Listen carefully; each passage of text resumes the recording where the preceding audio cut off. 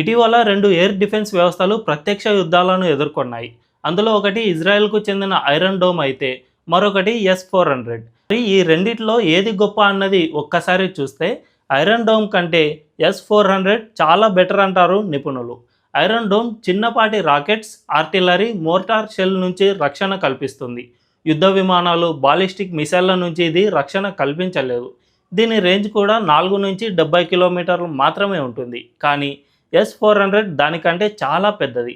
ఇది చిన్న చిన్న రాకెట్స్ను మాత్రమే కాదు, పెద్ద పెద్ద బాలిస్టిక్ మిసైళ్లు, యుద్ధ విమానాలు, డ్రోన్లను సైతం కూల్చగలదు. దీని రేంజ్ కూడా 400 కిలోమీటర్ల పరిధిలో ఉంటుంది.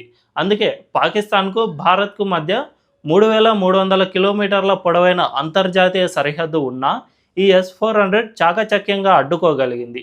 దీన్ని బట్టి చూస్తే మన ఎయిర్ డిఫెన్స్ వ్యవస్థ S-400 ముందు ఇజ్రాయెల్ ఐరన్ డోమ్ దిగదుడిపే అని అర్థమవుతోంది.